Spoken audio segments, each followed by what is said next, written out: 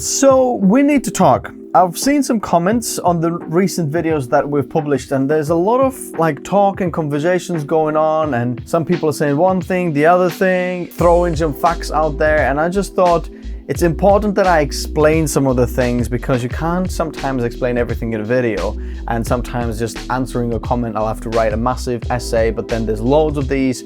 So I just think it's helpful for everybody if I make this video so you can understand certain points, like where I'm coming from, and explaining some of the things even further, how some things work.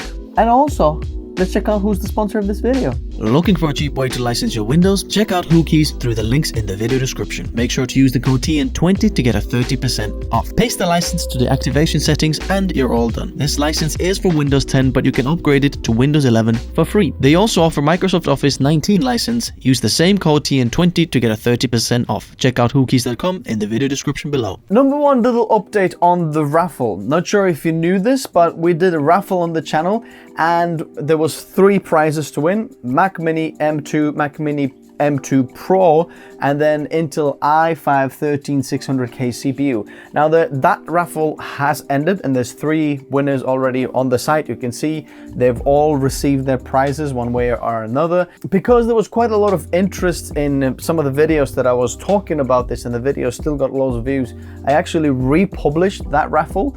If you want to know why I'm making this or what the heck is going on, then I'll try to link that in the description below there as well. But it's up there if you still want to support and get into that raffle bit, or win Mac Mini or an Intel CPU for $1, then check it out in the description below. The second part of the first part is the studio time and studio move.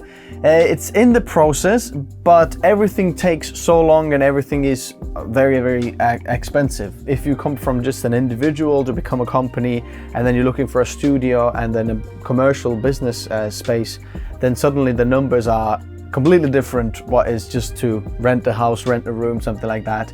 And to get this going, it just takes a little bit longer time than I'd like. It's there. I'll give you an update when we get there, but the money we kind of raised during this raffle process, it's going to go boom into a savings account to earn a little bit more interest on us while we're waiting to actually get to the studio. But there's a few kind of other hoops that we have to jump through before we can get there, but it's happening, and everyone who made the actual support and contribution will get their name on the wall, so stick around for that. Second of all is sponsorships. I want to explain quickly channel sponsorships. You might see channel sponsors, and how does this work? Did NVIDIA pay you to make this video? About the GPU graphics cards, which we're going to be talking about in a moment. Answer is no, NVIDIA hasn't paid me to make any of the videos. There is one paid project that I have in works with NVIDIA, but that is not of any of the previous videos that we have made. The samples, do have samples, sometimes on loan, sometimes to keep, sometimes you don't know if they're on a loan or to keep samples, right? GPUs, CPUs, any of these things, I'm sure you know that already. But the most important thing I want to kind of underline here is the sponsored segments, right? If you see a sponsored segment on the channel, that means that the sponsor is only kind of sponsoring that segment. Sometimes, most of the times actually, they don't even know what the rest of the video is about, but they're just booking, okay, can we have 3 segments a month? Can we have 4 segments a month? And then you sell the ad space within a video about the product. And I'm trying to work as hard as I can, as much as I can, to get the products relevant to the audience, relevant to you guys, so you actually find something helpful for there as well. So in the future, if you see sponsored segments within a video, then the sponsor is only sponsoring the sponsored segment, not the rest of the video, if that makes sense. And now let's talk about the GPU kind of video problem, misconceptions, a lot of talk that's been going on. So basically, recently we posted the RTX 3080 12GB versus 4070 Ti video. And the point of making this video was that I realized that a lot of people are searching for that type of content, first of all, like these specific GPUs. And secondly, when you're looking for a 12GB GPU option in the higher end, there isn't that many options available when it comes to NVIDIA and things like that. So that's where this video idea comes from, and that's what this is. But I do want to mention out that I did make, or people have already found out, there is a little mistake in there. In terms of the power consumptions that I've got out here, up here, you can see the max power draw consumption. For some reason, Either we'd make the change and it didn't change, or somehow there's a mistake in here. As you can see, we have copy pasted these 3 rows here. They're on the row there, but the actual results are in here. The highlighted ones are with the maximum power consumption, ambient temperature, and the percentages I think are right. Yeah, the percentages look right, but the power consumption, actual wattage measures and temperature measurements are wrong. But here's the right ones, just so you know what was going on there. As you can see, a lot of people already pointed that out on the comments. I've just screenshot some of the comments and that we're going to be talking about in this video, and I'm going to explain something a little bit further. Sorry guys about that, but sometimes it happens. But thanks for pointing out. This is helpful for everybody, so please do keep pointing that out if I make any mistakes. Second question, this is Jonas Vlog says, I think no new cards are actually worth buying. If you buy these cards, that means that you are basically telling NVIDIA, AMD, and maybe Intel to increase their prices in the future. As much as I understand where this comment is coming from, I don't actually agree with this, and let me explain why. So first of all, we've got to understand that my channel is slightly different than a lot of the other channels out there that review gaming graphics cards, or GeForce or Radeon graphics cards. I am only focusing on creators. You can probably name on one hand the times I've mentioned gaming or actually even talked about gaming, but this is not what I'm doing on the channel. So if you are expecting some gaming benchmarks on the channel, I'm sorry to disappoint you. They will never appear on this channel. That's like the bottom line. I'm not a gaming channel like at all. I'm focused and passionate about the tools for creators and using some of these gaming marketer tools as a creator, because often you can get a very good bang for buck if you're using them as a creator and then comparing them from that angle.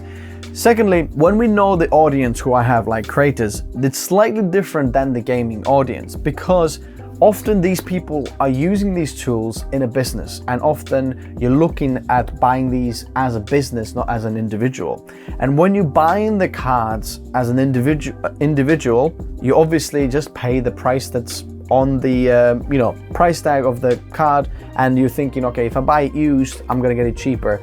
But when you're buying the cards as a business, there's all sorts of kind of tax deductions that a business can get when they invest this product into the business, which is basically governments all around the world, whichever country are trying to help businesses to get better.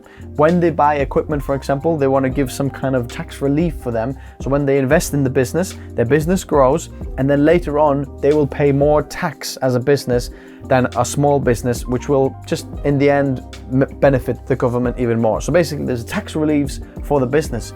And when businesses, believe me, this is available for everybody out there. Any GPUs you buy for your business as a creator, you can get not just all tax relief for it, use it as an expense, you can actually get it cheaper as well, which I'm going to talk about in a moment.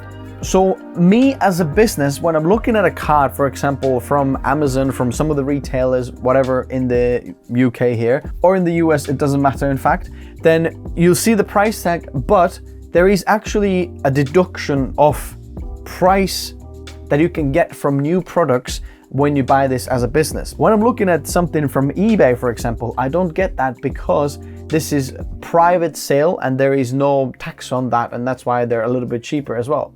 So to me as a business, it is more beneficial to buy the card new, because sometimes and often I've found it's even better price than used, because I get the tax off. In the UK, we have something called VAT, which is in most of the countries in Europe and around the world.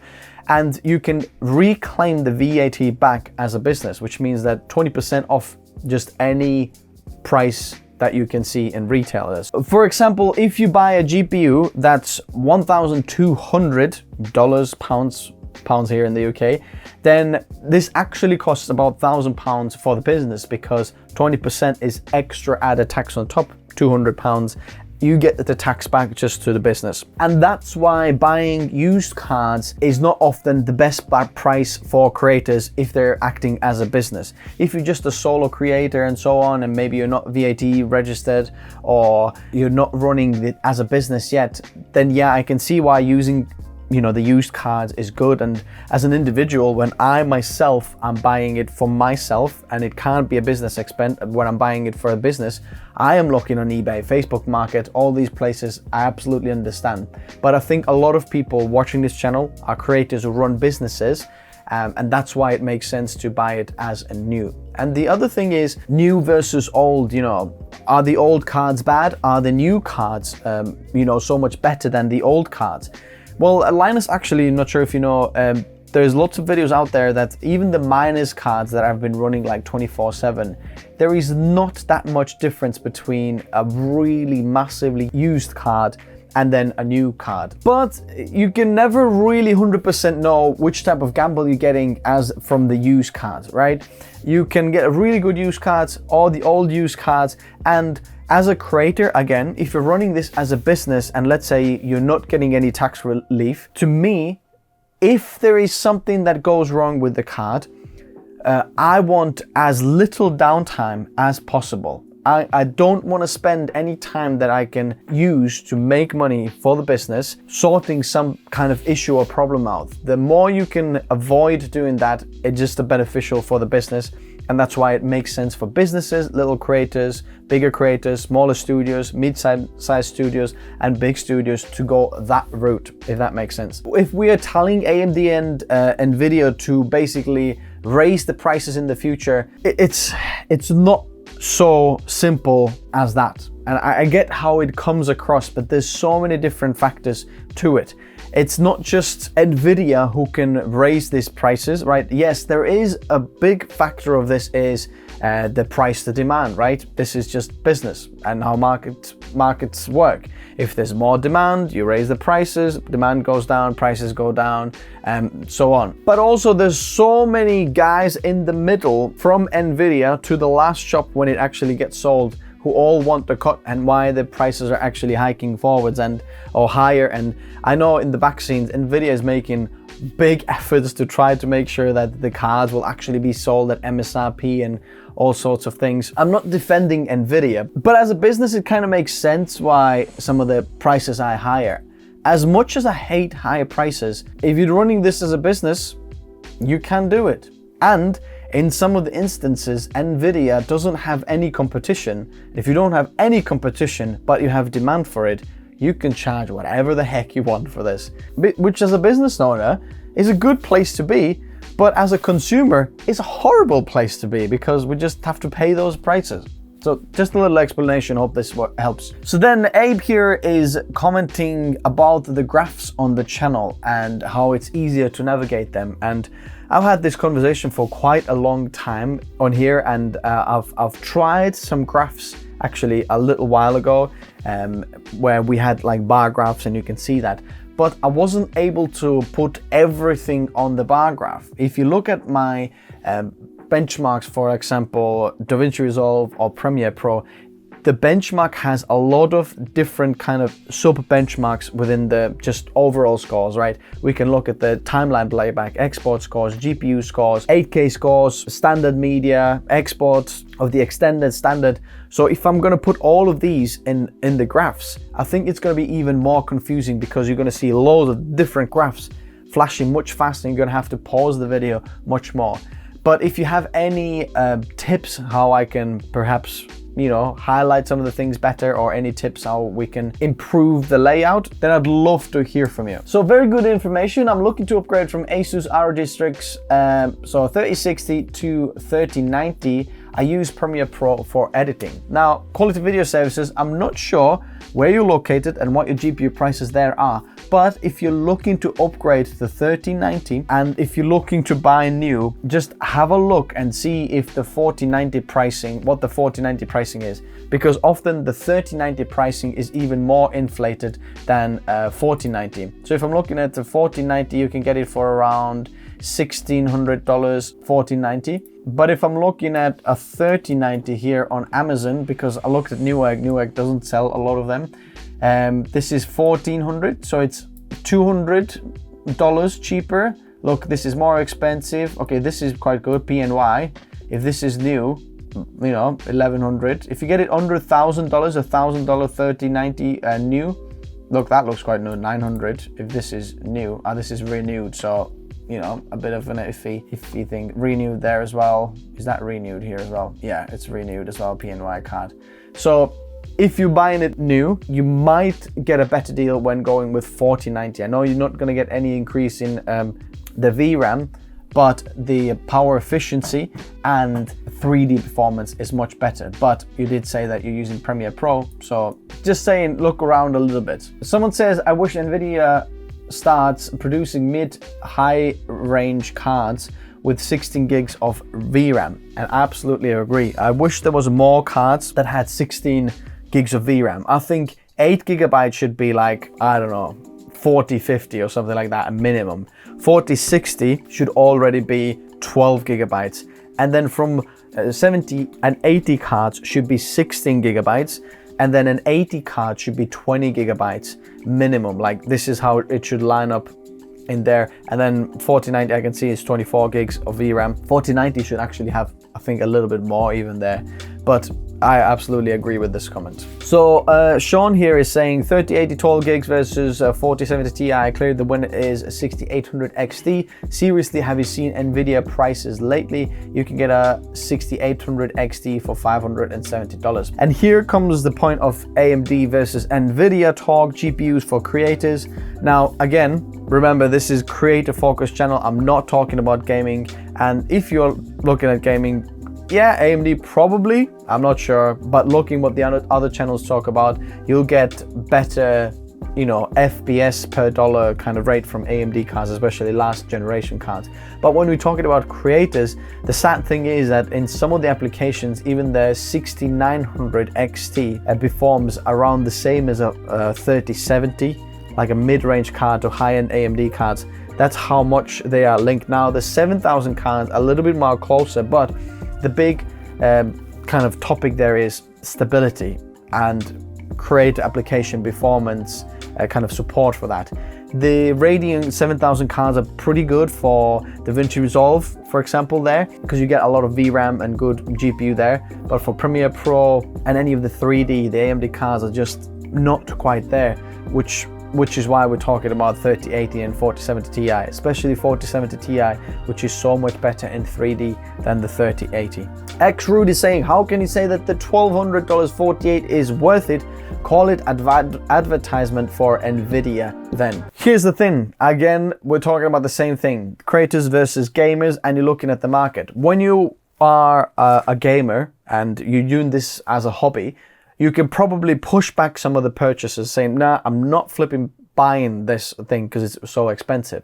As a creator, there are certain times where you're just gonna have to upgrade, or it's very optimal to upgrade just because when you're gonna have to pay tax and how businesses work, you know, when your tax year is that, and when you can get instant increase in your business by buying an asset, which GPU can be an asset or like a tool for your business. If that gives you increase in business, it completely makes sense. And when we are looking at the market for graphics cards that are around at least 60 gigabytes of VRAM, right? Then we're talking about the 7900 XT, which for creative applications, it can't just beat the 4080, and sometimes even the 7900 XT-X, which can actually beat the 4080 as well, especially in 3D. In some of the photo editing applications, it can, and maybe video editing, it's a bit close, but 4080 is still better in terms of the encoding performance and all that. So you can see there isn't that many options out there. Yes, would I like this price to be cheaper?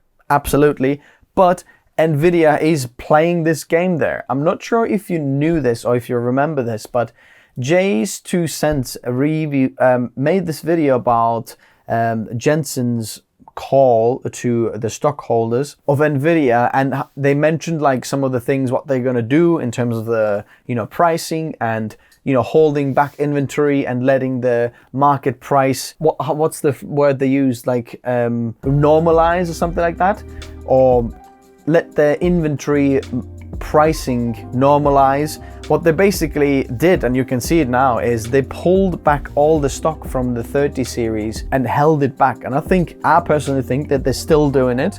I think there's loads of 30 series stock out there because they were producing it like higher numbers than ever, but then suddenly all the mining just crashed, and now there's 30 series sold all over, you know, eBay, and secondhand market is just full of 30 series cards. You can find them all sorts of pricing, but NVIDIA is still holding the stock because they need the 40 series cards to sell. So if you're looking for new cards, that's why we see the higher price marks there, 1200, 1500 for 3090 and more. It's because there isn't any availability. None of the retailers have stock for it, so they have to increase the prices, and that's why NVIDIA's 40 series kind of cards make sense. But they're gonna slowly, I think, trickle it out for the rest of the year, and then trickle it out at lower pricing so they can get the investment back what they've already put into, you know, making those cards. But they just kind of have to make sense for the 40 series cards. I have a feeling, let's see if I'm right about this, but I think the 5000 series cards will not have a price increase on NVIDIA, because the 4000 series have done it quite a bit and everyone talks about it. And as much as I hate, and I'm explaining why this is, I absolutely agree with you as well. You know, if I have to pay this, and flipping heck, I don't want to pay this, right? Because it's more than last year what we paid for the 80 series cards and so on. But if you're looking at the market and what options do we have to actually purchase when you have to purchase, these are the options out there. But I don't think the 5000 series, I have a feeling 5000 series will have the same pricing as 40 series, if not lower slightly, because the way the economy is going. 4090 is the only GPU worth the price, and I absolutely agree with this. As a creator, when you're looking at the 4090 performance and what you get for it, the price makes sense.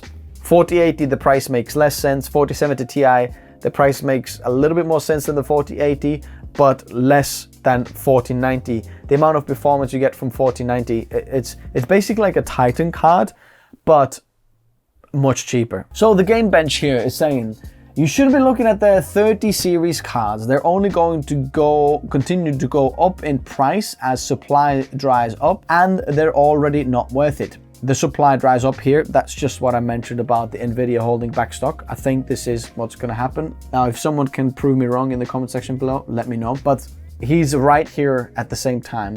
What he's saying about the end of a generation cycle, when the stock dries up, they will increase the pricing slightly. But it's going to go down because the new generation makes much more sense than this one to sell, so they need to sell the old one as well. So looking at some of the deals when there's Prime Day coming around or June round, holiday season sales, you're gonna get the last gen with huge discounts, so look out for those as well. Buying a used card on eBay will save you a ton of money in comparison, and there are buyer protections on eBay, so it's very low risk. The problem with the 4070 Ti is the memory bus. The 4070 Ti is 60 class memory bus, and it's going to age like complete. And as we can see in Resolve, it's already hurting it. No way I'd buy a 4070 Ti for any use case. I'd save the money and buy a used 3080 and 3080 Ti instead. And again, if you are an individual and doing this as a hobby, it completely makes sense to go with that and go with the used market. But I want to underline this again, how for creators working as businesses, it might be slightly different. And my personal opinion for eBay, when there's something wrong and buyers protection programs, they often take so much more than just return the thing, drop it off, and then you get an instant fast returns, which to me as a business owner and working in a business is so, it's just worth it. Like the hackle to think, okay, are we gonna get that?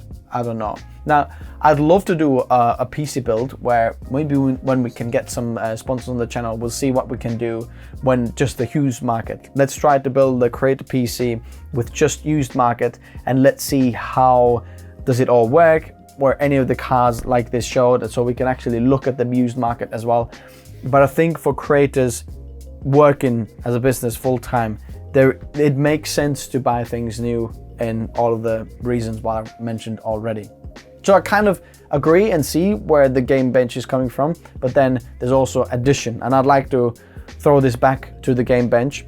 Are you working as a business or are you working as an individual? How are you buying your cards? Are you buying them individually or as a business? I'm not paying more than $500 for a graphics cards. And yeah, the graphics card prices have increased a lot in the last years and so on, but so has the performance in some of the 3D applications. It sounds like a big NVIDIA defense video, and NVIDIA, if you're watching this, let's back up the money truck and then get to this, you know, the promised money here, then sorted, shall we? But if you're looking at 3D performance, for example, people who work in Blender, Octane Bench, 3D Maya, V-Ray, then there's huge increase in performance that you're gonna get between the generations there as well. So people who upgrade the card, they see, look, last year this is $500, we get this much performance. Now $1,000, we get 2x the performance, which makes we just make it faster, right? You're getting it paid too much more.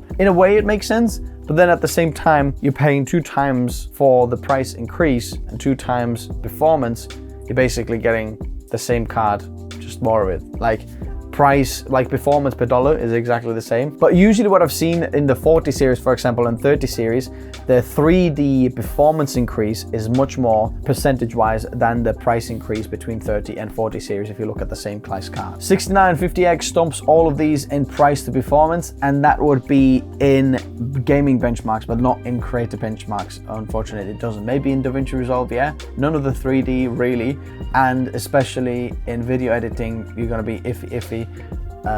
So don't agree with this comment. I got an RTX 3080 10 gigs for $570 secondhand, so I'm very happy with it. And absolutely, if you're happy, and go buy the used cards, you know, absolutely. I'm not saying don't buy the used cards. I'm just saying that if you're in a similar position that I am as a creator business, then buying new, there's different things to consider, if that makes sense. But I'm not saying this is a bad option. Go and buy yourself a $570 used RTX 3080. That's a good deal. So this RE Games player is talking about the, you know, life cycle of the products, and then how the price to performance is actually better for 3080 than 4070 Ti and so on. Videos like that are good for clickbait, but they really age poorly and are irrelevant to majority of the audience due to different regional pricing or time period when they happen to watch it. And I absolutely don't agree with this guy. So here's why. First of all, people who are running 3080, for example, or people who have an access to 3080 and 4070 Ti, they might be thinking about buying used or buying a 4070 Ti. They want to know how do these cards perform? And if you're looking for a 12GB VRAM card as a 3D renderer, you're going to be looking at 3080, 3080 12GB, and 4070 Ti, something like that. Maybe 3080 Ti as well. And you're looking, okay, maybe you're in the place of buying new and you're thinking, okay, I want the most power efficient because I can put a few GPUs in there. Some of the 3D cards, you can run a few of them in a row. Then, you know, it makes sense to go with a 4070 Ti. Good clickbait.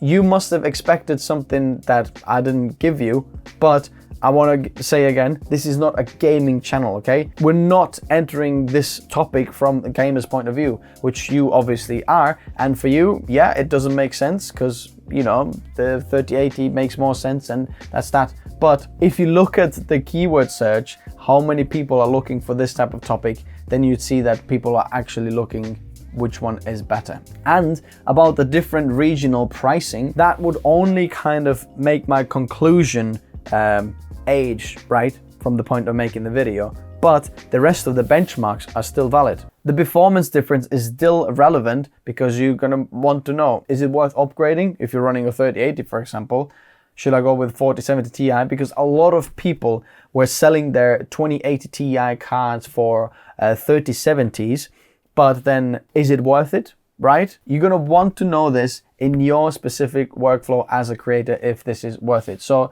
RE Games player, I get where you're coming from, but I don't agree with you. Ariane is saying here that the power graphs, yeah, they were wrong. And then secondly, the RTX 4000, 5000, 6000, like QUADRO cards, they're not called QUADRO anymore, they're RTX A, whatever they're called now. And then the newer one is RTX A 6000 Ada as well, because it's Ada Lovelace architecture, so it's actually on a better process and So it's a little bit different there as well, even though they look very, very similar. But why am I not making these like cards there? When we're entering into the RTX, you know, workstation cards, then they kind of make sense mostly for 3D creators who need a large video buffer. But getting hold of the samples of these is so hard. Believe me, in the behind the scenes, I've been working with loads of different brands, manufacturers, retailers to get hand of those samples, and hopefully in the future we can get more of these on the channel. But firstly, hard to get samples of these because they're not as popular among the gamer GeForce cards that are out there that everyone talks about. And then secondly, the price to performance actually is often better for the GPU or GeForce cards because the clock speeds are higher. So if the clock speeds is affected in your software, then you're going to get better performance from your GeForce cards. For example, if you're looking at the A6000, which is basically a 3090 Ti, and then if you're looking at the 3090 Ti, the 3090 Ti has a faster clock speeds, higher power draw as well, and then sometimes the 3090 is better. But then in 3D, for example, the A6000 will have an advantage because of the large VRAM and much smaller, so you can fit more of them together. And then now in the A6000, only the A cards or QUADRO cards, whatever you want to call them, and they have NVLink, but the GeForce cards don't have an NVLink. Why is this guy using Amazon to compare the prices? Thomas Alien is saying Amazon GPUs are hundreds of dollars overpriced. Let me explain something here how Amazon works as well, so it's helpful for you to know. If you are an Amazon owned seller, right? If you're like an Amazon selling GPUs, because some of the listings are by Amazon, NVIDIA cards, for example, or whatever, then Amazon makes a deal with MSI or whatever, somehow the actual supplier. Okay, we're gonna get these lower and then we're gonna sell them at MSRP, and Amazon becomes just the normal retailer like you would have Newegg, Micro Center, whatever other cards, other retailers. But if you are a third-party seller and you don't have these good deal connections from NVIDIA, maybe you outsource some cards or you sell them like used even, then what happens is Amazon will want a huge cut for the sale. I've spoken to a third-party seller in the UK who sells GPUs on Amazon, who says that Amazon wants 30% of the sale of the card. Now imagine, he's going to have to get the card 30% lower. If he is VAT registered, then he's going to have to charge VAT on top of that as well. So that's 50% already of the card's value that he's going to have to add on top of that, right? That he has to pay away in taxes and shipments and all of the other things before he actually makes a difference, before he actually makes a profit. So he's going to have to get the card so cheap in order to make profit. So that's why third-party sellers are often higher priced on Amazon, because Amazon pushes those prices higher. It's not third-party sellers, Amazon's fault really why they're higher. But regardless, you can get good deals on Amazon as well. And if we're talking about new cards, then there is not that much difference between some of the retailers and Amazon, because Amazon often tries to price match as well, and the other retailers often price match to Amazon because they might be more expensive than Amazon. For example, here in the UK, I've gone to a shop, for example, who's done price matching, and I've said, look, Amazon's cheaper, and they've given me a discount because they were more expensive. So here was a little GPU explanation, you know, NVIDIA, AMD, why these cards, what's going on, gamers versus non-gamers and creators. Hopefully this was helpful to you. But if you want to know something else that's helpful for you, then check out the Create the PC Build Guide in the description below. There's Best Bang for Buck Creator series that I'm doing all the time, and there's latest videos linked there.